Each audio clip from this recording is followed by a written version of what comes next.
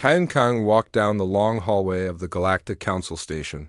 His black shoes made soft sounds on the metal floor. The walls around him were covered with lights and screens showing different alien languages. He had walked the same path every day for 3 years, but today felt different. Today, the Council would make a decision about humanity's future. And Hyen had a bad feeling about it. The station was huge, bigger than most cities on Earth. It floated in space around Nexus Prime, a planet that served as the center of galactic government. Thousands of different alien species worked here. Some had fur, others had scales. Some walked on 2 legs like humans, others crawled or floated. But they all had one thing in common. They looked down on humans. Hyen reached the main council chamber. The doors were 20 feet tall and made of some kind of blue crystal that glowed softly. 2 guards stood beside them. The guards were Vorthek warriors, 7 feet tall with gray skin and 4 arms. They wore black armor that covered their entire bodies except their faces. "Ambassador Kang," one guard said in broken human language, "you may enter, but remember your place." Hyen nodded politely. He had learned long ago not to show anger when aliens insulted him. That would only make things worse for humanity. The chamber was enormous. It looked like a giant bowl turned upside down. Hundreds of seats were arranged in circles, going up and up toward the ceiling. Each seat held a representative from a different species. At the bottom center was a raised platform where speakers stood to address the council. Hyen found his seat in the back row. The human section was small, only 5 chairs for Earth's entire delegation. Most other species had dozens or hundreds of representatives. The Vorthek Empire alone had over 200 seats. The session began when High Chancellor Vextar stood up. He was the leader of the Vorthek and the most powerful being in the galaxy. His skin was darker gray than the guards, and old scars covered his face and arms. When he spoke, his voice echoed through the chamber. "Today we discuss new security measures," Vextar announced. "Recent events have shown us that some younger species need our guidance." Hyen felt his stomach drop.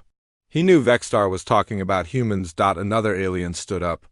This one was Altarian, tall and thin with blue skin and large black eyes. Her name was Scientist Prime Kella, and she spoke for the Altarian Collective. "Our studies show that primitive species often make dangerous mistakes," Kella said. Her voice was cold and emotionless. "They build weapons they cannot control. They expand too quickly. They threaten galactic stability." A third alien joined the discussion. Trademaster Volm represented the Zelen Trade Federation. He was short and fat with green skin and tiny eyes. Gold jewelry covered his arms and neck.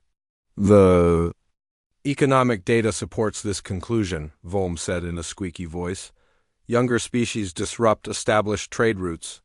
They compete unfairly. They must be contained." Hyen realized what was happening. The 3 most powerful species in the galaxy were working together. They had planned this meeting to limit humanity's growth. Vextar activated a holographic display in the center of the chamber. It showed a map of the galaxy with different colored zones. "Therefore, the Council announces new protective protocols," the Chancellor said.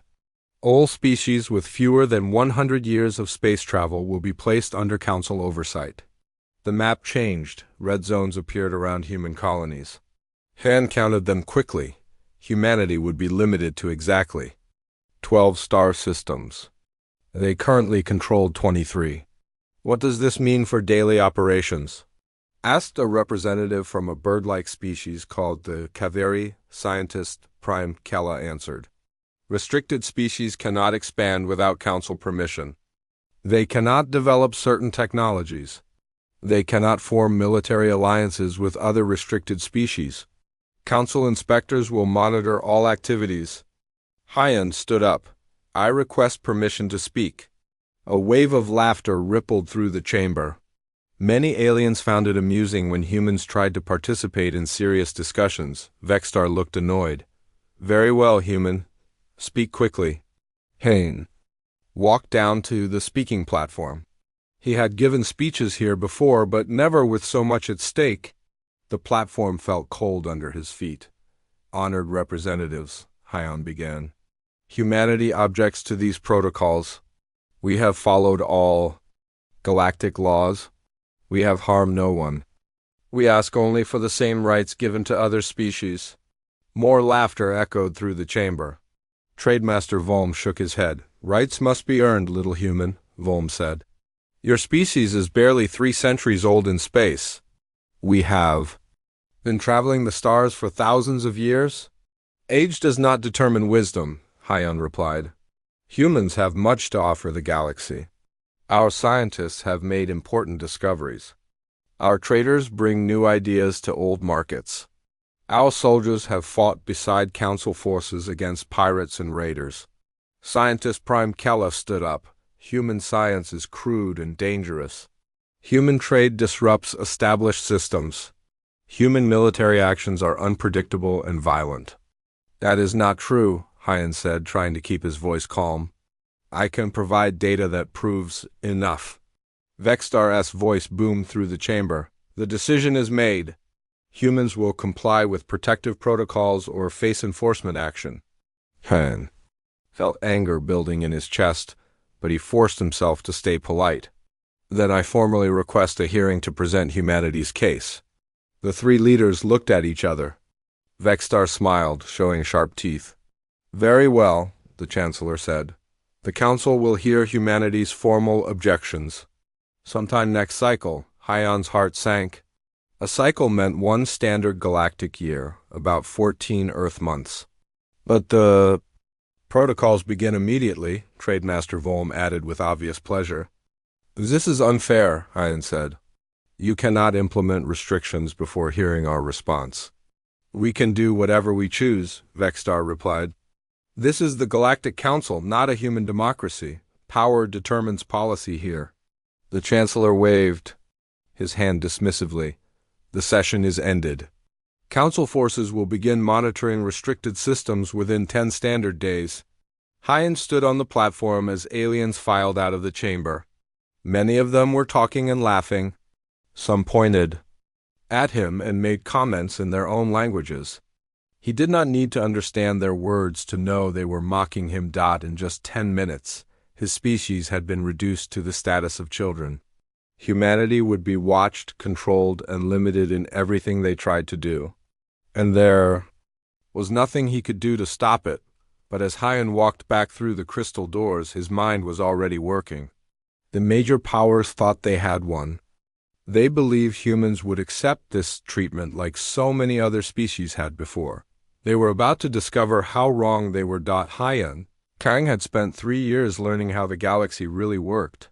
He knew which species held real power, and which ones only pretended to. He knew which alien leaders could be trusted, and which ones were liars. Most importantly, he knew that the Galactic Council was not what it pretended to be.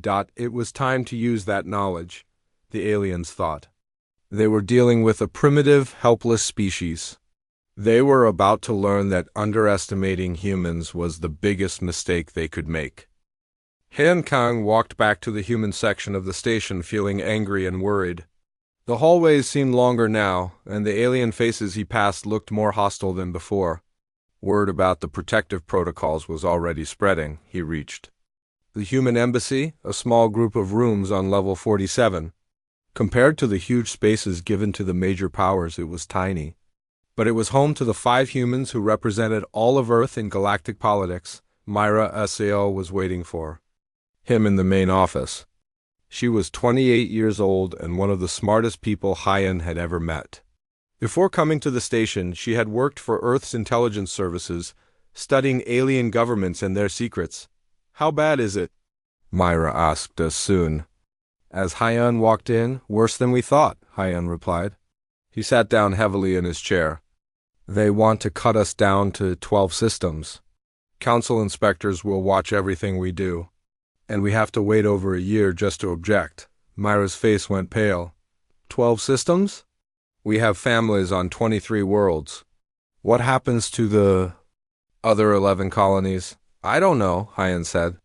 But I don't think the Council cares about human families. Myra stood up and began pacing around the small room. There has to be something we can do. This isn't just about territory. They're trying to kill our future. Maybe, Hyan said slowly. Or maybe they've done this before. Myra stopped pacing. What do you mean? Think about it, Hyan said. How many other species are in the same situation as us? How many got cut down to size when they started to grow? Myra sat back down and opened her computer. Her fingers moved quickly across the keyboard. I can check the historical records. See which species had their territory reduced in the past 50 years. While Myra worked, Hyan called the other members of their team. Jin Woo was their trade specialist, a quiet man who understood galactic economics better than most aliens. Talon was their military attaché, a former Earth Defense Force officer who kept track of alien military movements. Both men arrived within minutes. Jin looked nervous while Tae appeared angry. This is wrong, Tae said as soon as he entered. The Council has no legal right to limit human expansion. We've followed every rule. Legal rights don't matter here, Jin said sadly. Power matters, and we don't have enough power. Maybe we do, Myra said, looking up from her computer. Look. At this data, she turned her screen so everyone could see. Lists of numbers and dates filled the display. In the past 30 years, 17 species have had their territory reduced by Council action, Myra explained. All of them were younger species, all of them were growing fast. All of them were told it was for galactic security. Hyan leaned forward. What happened to them? Most accepted the limits and stayed small, Myra said. But 3 species refused to obey. And? Tae asked. They had accidents, Myra said quietly. The Kalvani lost their main fleet to a navigation error near a black hole. The Thorian homeworld suffered a reactor malfunction that poisoned half their planet. The Iridian colonies were attacked by unknown pirates who destroyed everything, but never stole anything. The room went silent. Everyone understood what Myra was saying. Jin spoke first. You think the Council killed them? I think the Council made sure they couldn't fight back, Myra replied. Look at the pattern. Each time, the accidents happened exactly 6 months after the species refused to accept territorial limits. Tae was studying the data carefully. These weren't accidents, he said. Navigation errors don't happen to entire fleets. Reactor malfunctions don't spread across continents. And pirates don't destroy colonies without taking anything valuable. So what do? Jin asked. If we refuse to obey, they'll kill us. If we accept the limits, humanity will never grow beyond 12 systems. Hyan stood up and walked to the window. Outside, he could see the busy traffic of the station. Hundreds of alien ships came and went every hour. Most belonged to the 3 major powers. We need to understand how this really works, he said finally. If the Council is killing species that don't obey, we need proof. And we need to find out who else might be willing to help us. Help us? Jin asked. Who would help humans against the Council? Other species who are afraid, Myra said. Other? Young civilizations who know they might be next. Tae nodded slowly. If we're right about this pattern, there are probably dozens of species living in fear. They obey the Council because they don't want to be destroyed. Exactly, Hyan said. But what if they didn't have to be afraid anymore? What if they had allies? Over the next few weeks, the human team began their investigation. They worked carefully, knowing that Council spies were everywhere. Myra used her intelligence training to access old records and communications. Jin studied trade patterns to find suspicious economic activities. Tae tracked military movements and fleet positions. What they discovered was worse than they had imagined. The Galactic Council was not a government, it was a protection racket. The 3 major powers worked together to control all trade, all technology, and all expansion in the galaxy. They used fear to keep younger species in line, and violence when fear was not enough. Look at these trade records, Jin said during one of their secret meetings. The major powers sell basic technology to younger species at huge profits. But they buy raw materials from those same species at prices so low it's basically theft. It's economic slavery, Myra added. Young species can never develop because they can't afford to buy the tools they need to grow. Tay had even worse news. I've been tracking fleet movements for the past 5 years. Every time a species had an accident, council ships were nearby. They call them training exercises or patrol missions, but the timing is too perfect to be coincidence. How many species know about this? Hyan asked. That's the clever part, Myra said. Each species thinks they're alone. The council destroys anyone who gets too strong, but they do it quietly. They make it look like accidents or attacks by outsiders. So the other species don't realize they're all being controlled by the same system. Hyan felt sick to his stomach. How long has this been going on? Hundreds of years, Jin replied. Maybe thousands. The major powers have been running the galaxy like their personal property for longer than human civilization has existed. That night, Hyan couldn't sleep. He kept thinking about the human colonies that would be abandoned under the protective protocols. Families who had built new lives on distant worlds. Children who had never seen Earth, all of them would become prisoners in their own homes, watched by alien inspectors who saw them as potential threats. The next morning, Myra burst into his office with a datapad in her hands. I intercepted a communication, she said breathlessly. It was encoded, but I broke the encryption. What did it say? Hyan asked. It's from Vexstar to his fleet commanders, Myra said.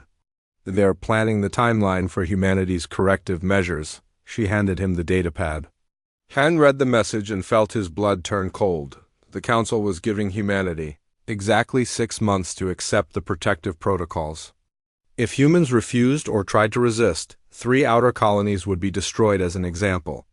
The message called it necessary demonstration of consequences for non-compliance. Hyan looked up at Myra. They're going to murder millions of people. Unless we stop them, Myra said. How? Hyan asked. We're 5 humans against the entire galactic power structure. Myra smiled grimly. No, we're not. We're 5 humans who know the truth. And there are a lot of other species who need to hear that truth. Hen realized she was right. For the first time in weeks, he felt hope instead of fear. The galaxy's oldest and most powerful species thought they could crush humanity, like they had crushed so many others.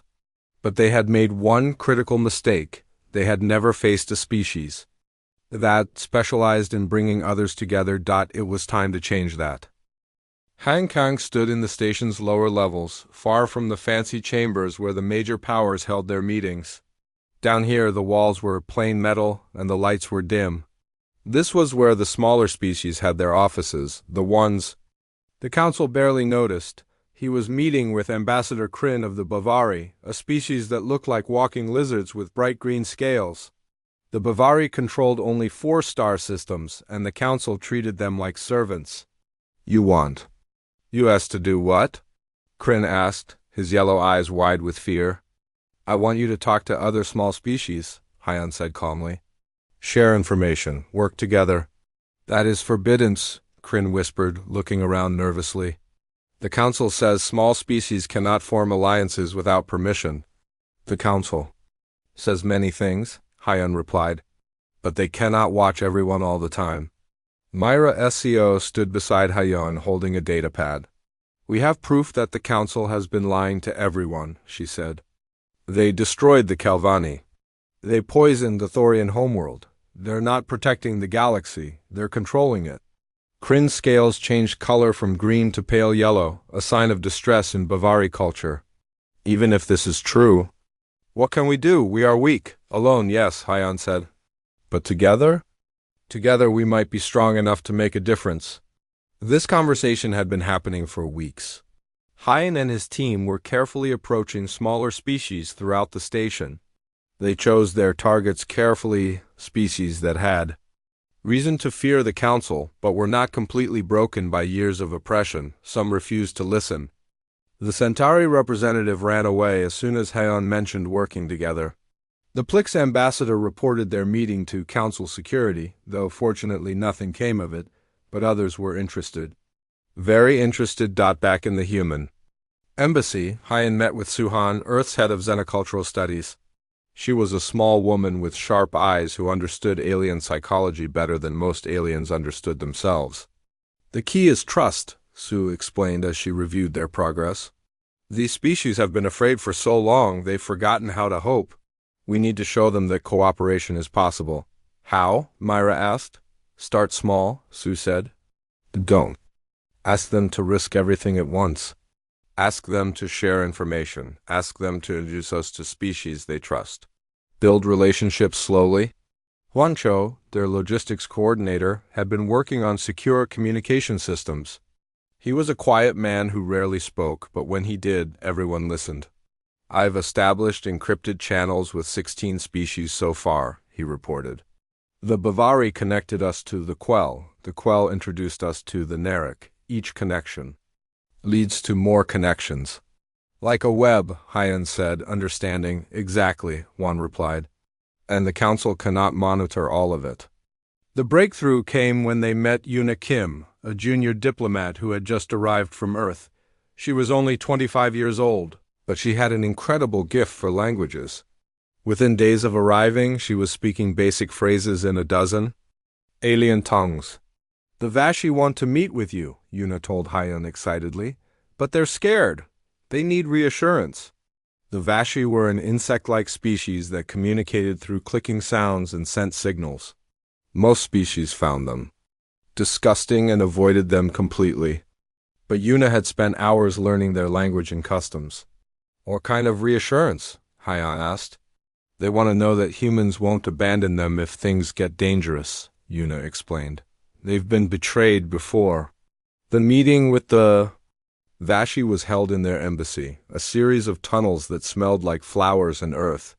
The Vashi ambassador, who called herself Clicksinger of Truth, was the size of a large dog with 6 legs and transparent wings. Human friend Hyan, she said in broken galactic standard, supplemented by clicks and sent signals that Yuna translated. Vashi people fear council anger. Why question should Vashi trust human words? Hyan knelt down to be at her level. In Vashi culture, height differences were seen as threats. Because humans know what it means to be small, he said slowly, letting Yuna translate the scent signals he couldn't produce. On our world, we had many different groups. Some were strong. Some were weak. The strong often hurt the weak. But we learned that working together made everyone stronger. Clicksinger of Truth's antennae twitched, a sign of interest. Human people also small now, she noted. Yes, Hyan agreed.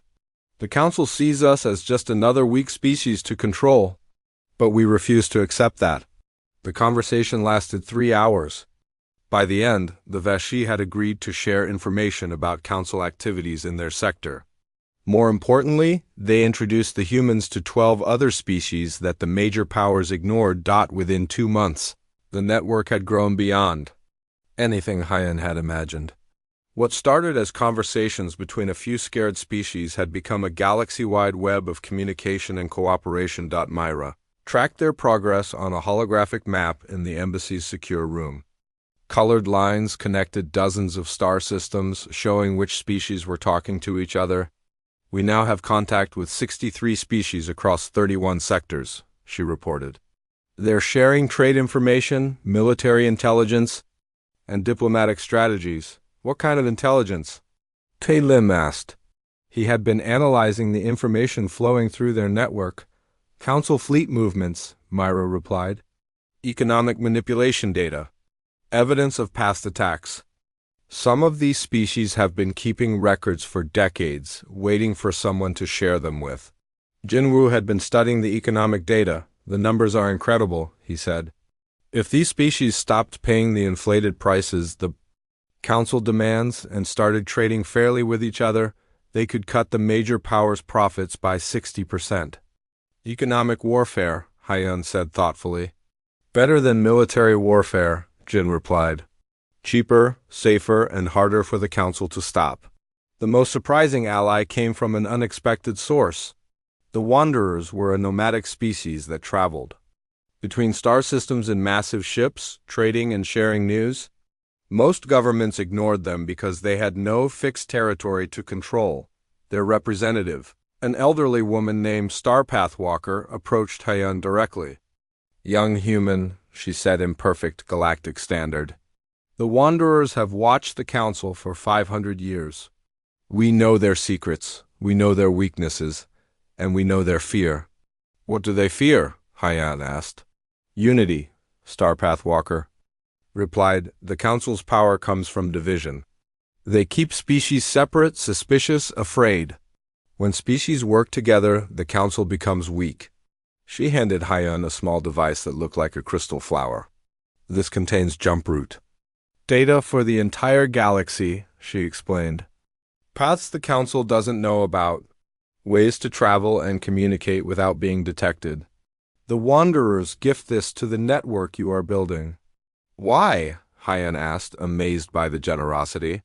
Because the galaxy is tired of fear, Starpath Walker said simply. And humans seem to be the first species in centuries willing to do something about it. By the end of the third month, their network included over 100 species. Some were tiny civilizations with only 1 or 2 systems. Others were mid-level powers that had been quietly resenting council control for years. A few were actually quite advanced, but had been hiding their capabilities to avoid council attention. The meetings had moved from individual embassies to larger gatherings in the station's unused sections. Han found himself speaking to rooms full of aliens from dozens of different worlds, all united by their desire for freedom. We are not enemies, he told one such gathering. We are not competitors. We are allies brought together by the understanding that freedom is worth fighting for. The aliens in the room, reptiles, mammals, insects, energy beings, and others, all made sounds of agreement in their own languages. The translator system struggled to keep up with the variety of voices. The Council wants us to believe that cooperation is impossible, Hyan continued. They say our differences make us weak, but our differences make us strong. Each species brings unique knowledge, unique abilities, unique perspectives. Together we can solve problems that none of us could handle alone. After the meeting, Myra approached him with a worried expression. We're running out of time, she said. Our 6 months are almost up. The Council will start their corrective measures soon, Hyan nodded grimly. Then it's time to move to the next phase. Which is? We stop hiding, Hyan said. We show the galaxy what we've built, and we give the Council a choice they never expected to face. The network was ready. Over 100 species across 45 sectors had committed to standing together. They had secure communications, shared intelligence, and coordinated economic strategies. Most importantly, they had hope. For the first time in galactic history, the oppressed had organized themselves, and they were about to let the oppressors know that the old rules no longer applied. The transport ship arrived at the Galactic Council station without ceremony. It looked like any other human vessel, gray metal hull, standard engines, unremarkable design. The station's traffic control logged it as a routine diplomatic supply run, but Hyan Kong knew better. The ship carried the most important passenger in human space. Sung Park stepped off the transport wearing a simple black suit. He was 50 years old with graying hair and calm eyes that missed nothing. To most observers, he looked like another human bureaucrat. In reality, he was Earth's Secretary of Colonial Defense and one of the most dangerous people in the galaxy. Ambassador, Sung said as they shook hands in the docking bay. We need to talk. They met in the embassy's most secure room, deep inside the human section where Council surveillance was weakest. Myra, Jin, Tae, Su-Hwan, and Yuna were all present. Everyone understood that this meeting would change everything. Sung activated a device that created a field of static around the room, blocking any listening devices. The Council thinks they know humanity, he began without preamble. They think we're a young, weak species that stumbled onto space travel. They're about to learn how wrong they are. He placed a secure datapad on the table. Everything the galaxy knows about human capabilities is carefully designed misinformation, Sung continued. Our real technology is decades ahead of what we've shown. Our colonies aren't helpless settlements. They're fortress worlds with defensive systems that could stop Council fleets. And our government isn't naive about galactic politics. We've been preparing for this exact situation since first contact. Hyan felt his understanding of the situation shift. You mean Earth knew this would happen? We studied galactic history, Sung replied. We saw what happened to species that grew too fast or became too strong. We learned from their mistakes. Tay leaned forward. What kind of defenses are we talking about? Sung activated the datapad. Holographic displays showed technical specifications that made everyone in the room stare. Our outer colonies are equipped with quantum shield generators, he explained. They can deflect any weapon in the Council's arsenal. Our manufacturing centers can produce ships and equipment at rates that would shock the major powers. And our scientists have developed technologies that the galaxy hasn't seen before. Like what? Myra asked.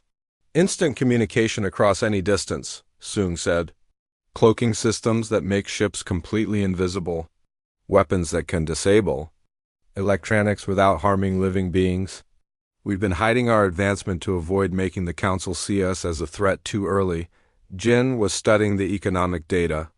These production numbers. If they're real, humanity could supply the entire network we've built. Not just supply, Sung said. Transform. We can give allied species access to technologies that will make them independent of Council control. Suhan was looking at social and political analysis. This changes everything. If we can prove that resistance is possible, other species will join us. That's the plan, Sung agreed. But first, we need to coordinate with our new allies. Over the next week, representatives from the network's core species arrived at the station. They came in small groups, pretending to be routine diplomatic visits. The Council paid no attention to meetings between minor species. The first major gathering was held in an abandoned cargo bay on the station's lowest level. Security cameras had mysteriously malfunctioned in that section, and Council patrols had been redirected by carefully placed maintenance requests. Hyon looked out at the assembled representatives. There were 53 different species present, representing billions of beings across the galaxy. Some looked like humans, others were completely alien, but all shared the same determined expression. Friends, Hyon began. For too long, the galaxy has been controlled by fear. The Council uses their military strength to threaten us, their economic power to exploit us, and their political influence to divide us. Today, we begin to change that. He activated a holographic display showing the network they had built. We now have 127 species working together across 45 sectors. We share information, coordinate trade, and support each other against Council pressure. But cooperation alone is not enough. We need to show the galaxy that resistance is possible. Yunjae stepped forward. She was Earth's top strategic planner, and her presence on the station was officially listed as a cultural exchange visit. We have developed a comprehensive plan to dismantle the Council's control system, she announced. Not through massive battles that would cost millions of lives, but through coordinated action that targets their real sources of power. The plan she outlined was brilliant in its simplicity.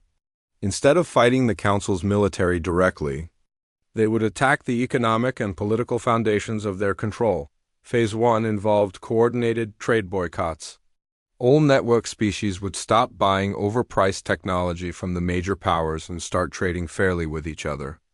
This would cut Council profits while strengthening network economies. Phase 2 targeted information warfare. Species throughout the galaxy would simultaneously broadcast evidence of Council crimes, the destroyed civilizations, the economic exploitation, the systematic oppression. Truth would be their weapon. Phase 3 involved technological revolution. Humanity would share advanced defensive technologies with allied species, making it impossible for the Council to use military threats effectively. The beauty of this approach, Yun explained, is that each phase strengthens the next. Economic independence funds technological advancement. Technological advancement enables information campaigns. Information campaigns recruit more allies. Ambassador Click Singer of Truth spoke for the Vashi delegation. Plans sound good. But question, what happens when Council strikes back? It was Sung who answered. They can't strike effectively against a distributed network. They're used to dealing with individual species, one government, one military, one point of failure. But we're not organized like that. We're a web, not a chain. Cut one strand and the others remain strong. Representative Kryn of the Bavari raised a concern. The Council will try to divide us. They will offer deals to some species, threaten others. Let them try, said Star Pathwalker of the Wanderers.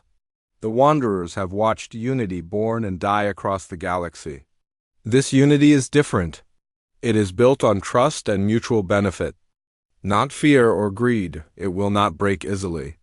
The discussions continued for hours. Each species contributed their unique knowledge and capabilities. The aquatic Hydrani offered their mastery of subspace communication. The crystalline prisms provided computational power beyond imagination.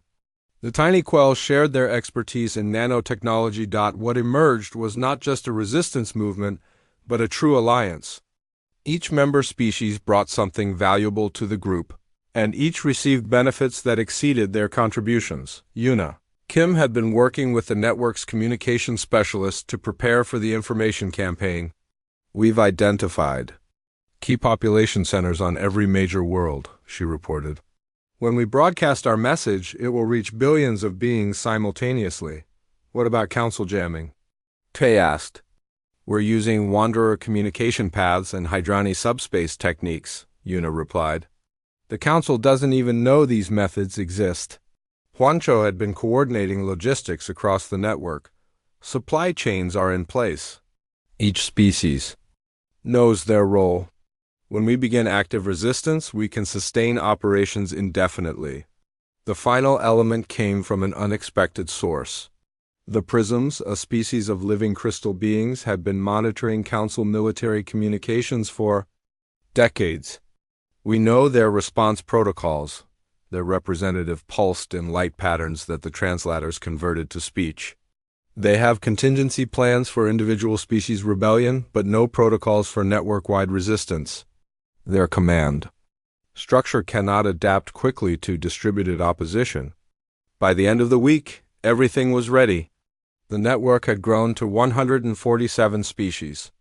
Communication systems were in place. Economic boycotts were prepared. Technological sharing agreements were signed. Most importantly, everyone understood their role in what was to come. Hyon stood in his office, looking out at the busy traffic around the station. In a few days, he would walk into the council chamber and deliver a message that would change galactic history. The council expected him to beg for mercy or accept their terms quietly. Instead, he would declare war on everything they represented. Are you ready for this? Myra asked, joining him at the window. I've been ready for months, Hyon replied. The question is whether the galaxy is ready for what comes next. Change is never easy, Myra said, but sometimes it's necessary. The council has ruled through fear for so long, they've forgotten that there's something more powerful than fear, Hyon said. What's that? Hope, Hyon replied. Hope that things can be better. Hope that freedom is possible. Hope that cooperation can triumph over domination. He turned away from the window and walked back to his desk.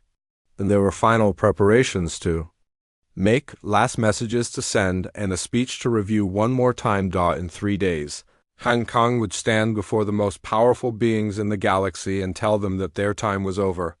He would speak not just for humanity, but for every species that had ever been oppressed, exploit. The Galactic Council chamber was fuller than usual. Word had spread that the human ambassador would finally respond to the protective protocols, and many species wanted to witness what they expected to be humanity's surrender. High Chancellor Vexstar sat in his elevated seat looking down at the speaking platform with obvious satisfaction. Beside him, Scientist Prime Kela and Trademaster Volm wore expressions of board superiority. To them, this was just another formal submission by a weaker species. Media representatives from across the galaxy filled the observer sections. The major news networks had sent their best reporters, expecting to broadcast humanity's acceptance of council authority to billions of viewers. Today, Vexstar announced to the chamber, we will hear the formal response of the human species to the protective protocols. I trust they have had sufficient time to consider their position. There was scattered laughter throughout the chamber.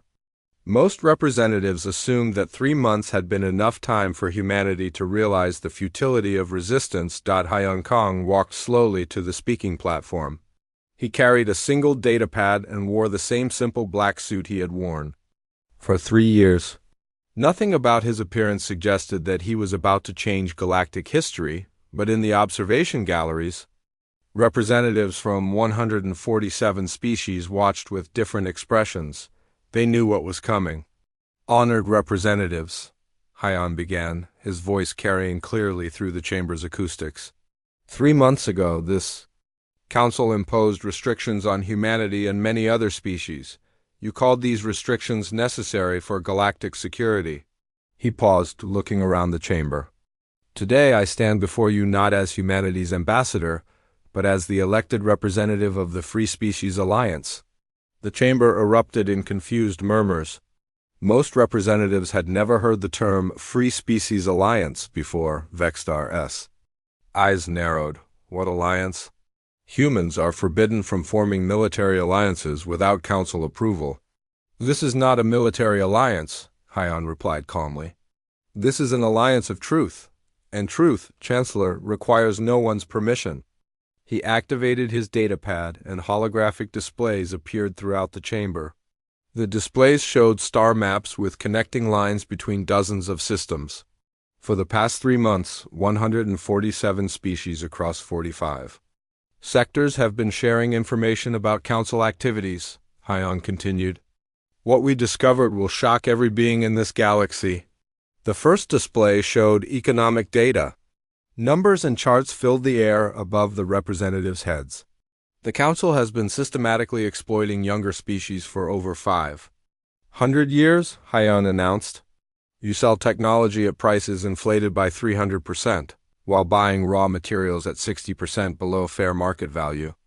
This economic slavery has kept dozens of civilizations in permanent poverty. Trademaster Volm stood up angrily. These accusations are outrageous. The Council sets fair prices based on your ability to enforce those prices through threats, Hyun interrupted. Which brings us to the second revelation. The displays changed to show military movement data. Fleet positions, timing records, and communication logs filled the air. 17 species have had their territory reduced by Council action in the past 30 years, Hyun said. 3 species refused to comply with these restrictions.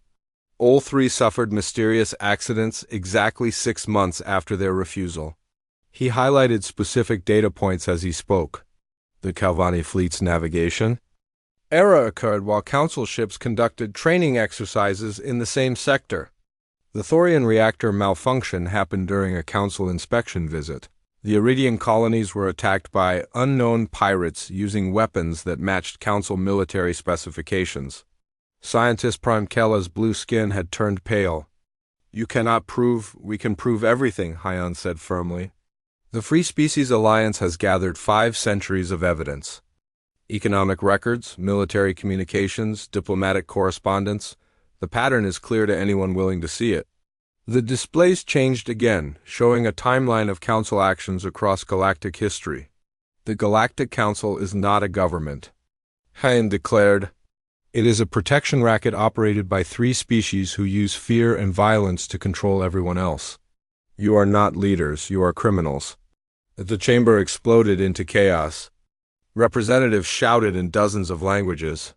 Some called for Hyun's arrest, others demanded to see more evidence.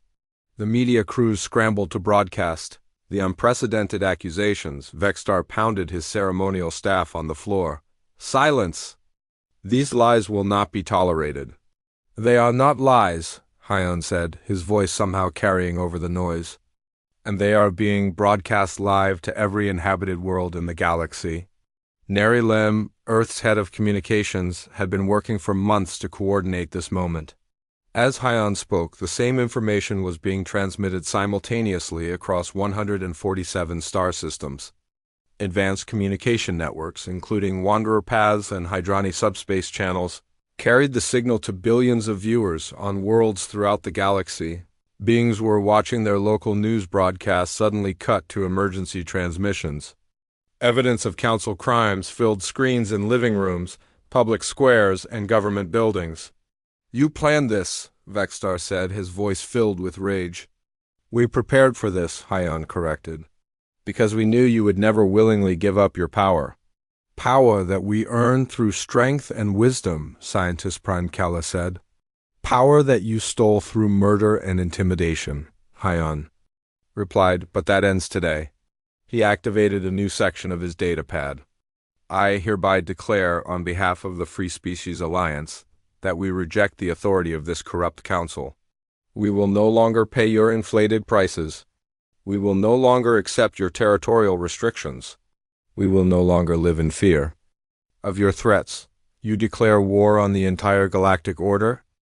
Vextar asked incredulously. "We declare war on lies," Hyon said. "We declare war on oppression. We declare war on a system that treats sentient beings as property to be exploited." Trademaster Volm was frantically checking his own datapad. "And the markets are in chaos," he whispered to his colleagues. "Dozens of species are canceling trade agreements." "This is rebellion," Scientist Prime Kella said.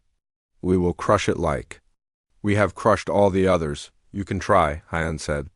"But you face something you've never encountered before: unified resistance. You cannot destroy 147 species spread across 45 sectors. You cannot intimidate an alliance built on cooperation rather than fear." "We have the strongest fleets in the galaxy," Vextar declared. "You have 3 fleets?" Hyon corrected. "We have thousands of worlds and billions of beings. More importantly, we have something you lost long ago: legitimacy." He gestured to the observation galleries, where representatives from alliance species were standing and showing symbols of support. "Look around this chamber," Hyon said. "Count how many species are with you and how many stand with us. The galaxy has already chosen." The major news networks were struggling to keep up with the unprecedented events. Reports were coming in from across the galaxy as species after species declared their support for the Alliance. "Even if your numbers are accurate," Vextar said, "you cannot sustain resistance. You lack the technology, the resources, the coordination." "Do we?" Hyon asked. Suddenly, new ships appeared on the chamber's tactical displays. Hundreds of vessels from dozens of different species were dropping out of hyperspace around the station. They moved in perfect coordination, forming defensive formations that protected both Alliance ships and neutral vessels. "The Free Species Alliance has been sharing technology and resources for months," Hyon explained. "We have combined the best innovations of nearly 150 civilizations. Our defensive capabilities exceed anything in your arsenal." "Impossible," Scientist Prime Kella said, but her voice lacked conviction. "You thought cooperation made us weak," Hyon said.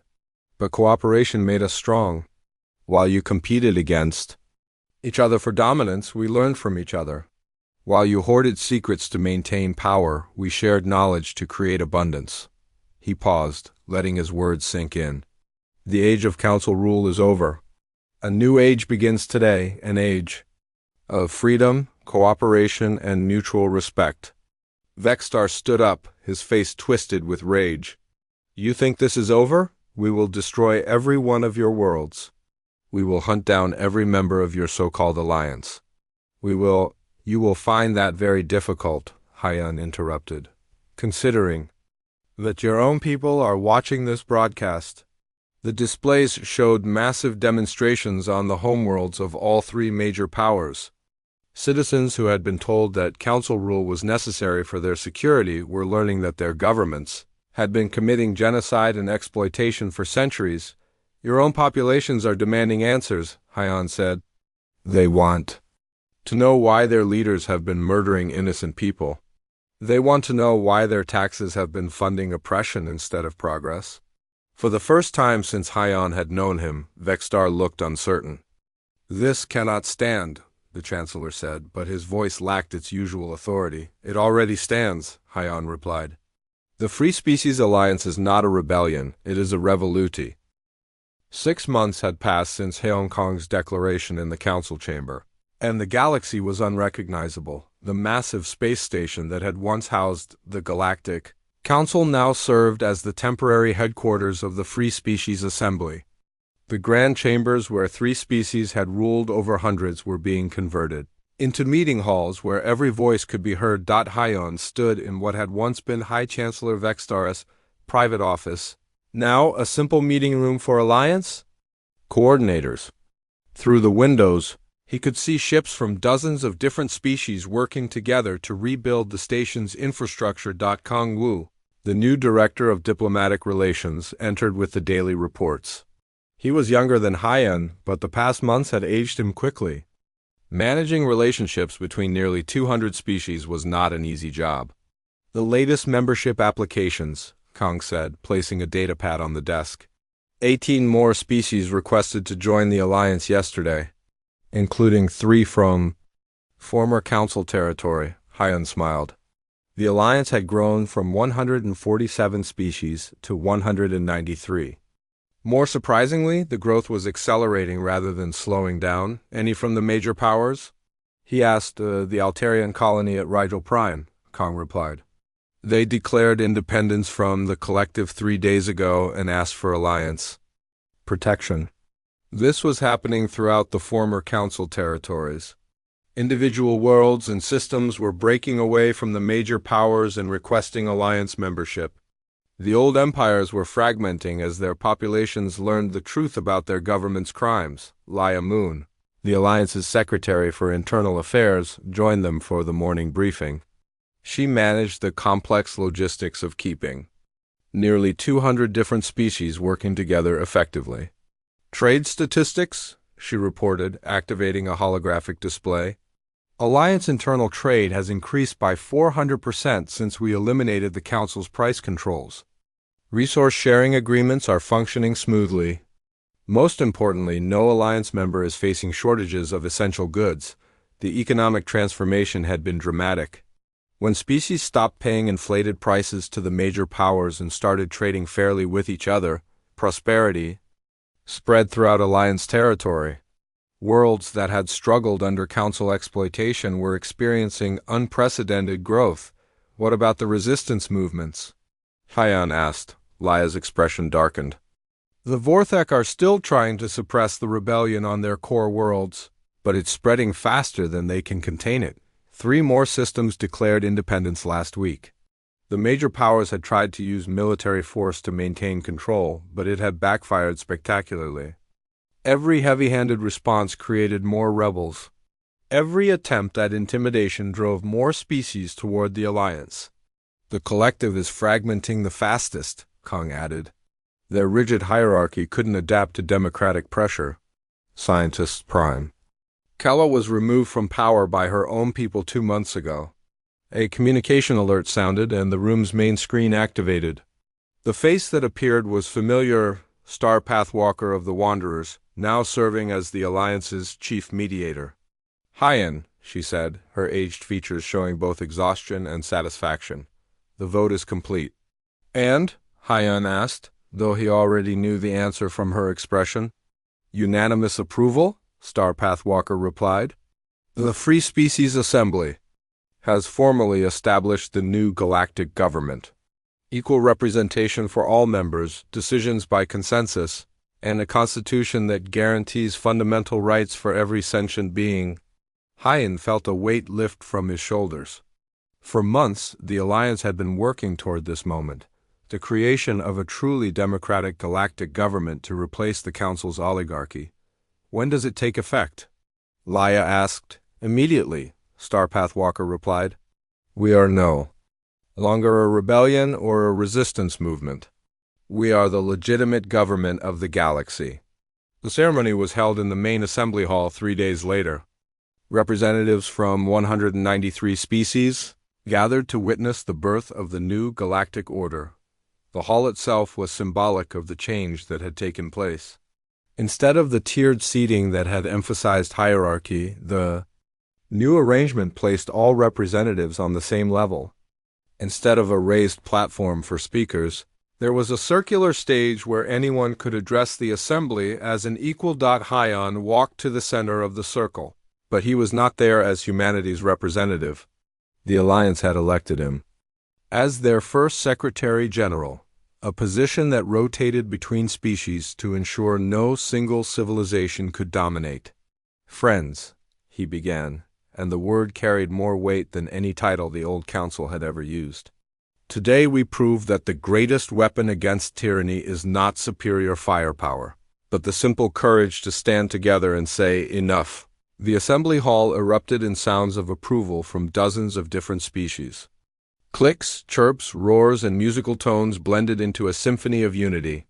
"The galaxy we are building together will not be perfect," Hyon continued. "There will be disagreements, conflicts, and mistakes. But these challenges will be addressed. Through cooperation, not domination.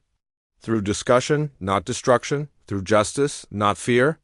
He activated a display showing the new galactic map. Instead of the three colored zones of council control, it showed a complex web of connections between allied systems. "Each species in this alliance brings unique gifts to our common cause," Hyon said. "The Hydrani teach us about communication across vast distances. The prisms show us new ways to process information. The wanderers share their knowledge of hidden paths between stars. The Vashi demonstrate that cooperation can transcend any physical difference." Clicksinger of Truth, now representing the Vashi in the assembly, made sounds of gratitude that translated as human-friend-speaks-truth-beauty. "But perhaps most importantly," Hyon said, "we learn from each other that freedom is not a gift to be given by the powerful to the weak. Freedom is a right to be claimed by all sentient beings and defended by those who understand its value." The displays changed to show progress reports from across Alliance territory. New schools teaching the languages and cultures of member species. Research centers where alien scientists worked together on problems that had puzzled individual civilizations for centuries. Trade networks that brought prosperity to worlds that had never known abundance. "The old council told us that our differences made us weak," Hyon said, "but our differences make us strong. When the Bavari's environmental knowledge combines with human engineering, we can restore damaged worlds. When Quell nanotechnology merges with Prism computational power, we can solve manufacturing challenges that seemed impossible." "More than strong," added Ambassador Kryn of the Bavari, who had become one of the Alliance's most effective recruiters. "We become capable of things none of us could achieve alone." The ceremony continued with reports from across the Alliance. New hospitals using medical techniques shared between species. Defensive systems that combine the best innovations of dozens of civilizations. Communication networks that allowed instant contact between the most distant Alliance worlds. But the most significant change was less tangible, the transformation in how species viewed each other and themselves. "Fear ruled the galaxy for 500 years, Starpath Walker said during her address. "Fear of being conquered, fear of being exploited, fear of being destroyed. The Alliance has replaced fear with hope. Hope for progress, hope for cooperation, hope for a future where strength comes from unity rather than domination." As the ceremony concluded, Hyon reflected on the journey that had brought them to this moment. It had begun with 5 humans in a small embassy watching their species face extinction or subjugation. It had grown into a galaxy-wide movement that transformed civilization itself. The transformation was not complete. The Vorthic Empire still controlled several core systems, though their grip was weakening daily. The Zellan Trade Federation maintained influence in some sectors, though their economic power was fading as fair trade replaced exploitation. Small conflicts and disagreements arose regularly between Alliance members, but the fundamental change was irreversible. The galaxy had tasted freedom and would not return to tyranny. Species that had cowered before council threats now stood proudly as equals. Civilizations that had stagnated under oppression were flourishing through cooperation. Years later, historians would struggle to explain how it had happened. How a species barely 3 centuries into space travel had managed to reshape galactic civilization. How diplomatic skills had proven more powerful than military might. How cooperation had triumphed over conquest. The answer lay not in human superiority, but in human perspective. Where other species saw competition, humans saw potential partnership. Where others used diplomacy as a tool of control, humans wielded it as an instrument of liberation. Where others built empires to dominate the weak, humans created alliances to empower everyone. Most importantly, humans understood something that the great powers had forgotten: that civilization's true strength came not from the ability to impose one's will on others, but from the wisdom to work with others toward shared goals. Standing in the rebuilt assembly hall, watching representatives from nearly 200 species,